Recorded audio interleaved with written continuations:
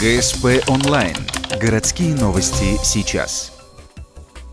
Понедельник, 10:00, Центр соцпомощи. Семинар-совещание по новому социальному проекту. Он нацелен на раннее выявление семейного неблагополучия. Лекцию по актуальной теме для сотрудников ухтинских школ, детских садов и социальных центров читает гость из Москвы. Руководитель Фонда защиты детей от жестокого обращения Александр Спивак. Он отмечает, в регионах подход к оказанию помощи семьям морально устарел. Не всегда понимаем, каким образом вовлечь саму семью,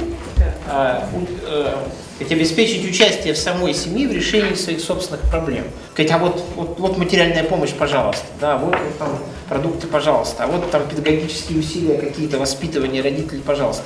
Когда не работает, мы не очень понимаем, что делать, а когда работает, мы видим, что начинают шею, так сказать, нам на шею садиться, ножки свешивать.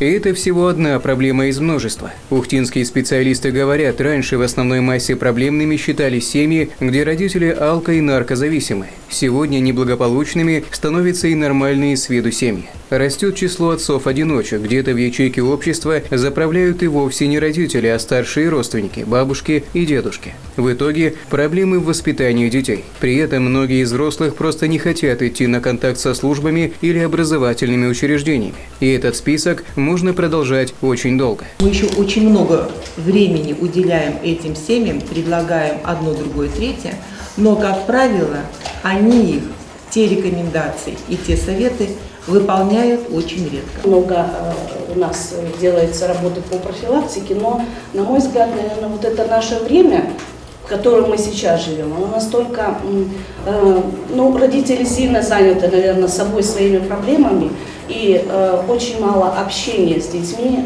скажем так, свободное там от работы время. Все перечисленные проблемы могут стать в одночасье запущенным случаем неблагополучной семьи. Чтобы снизить процент критических ситуаций, Ухта участвует в пилотном проекте по раннему выявлению того самого неблагополучия. В этом, безусловно, положительном начинании наш муниципалитет станет третьим после Сыктывкара и Сыктывдинского района.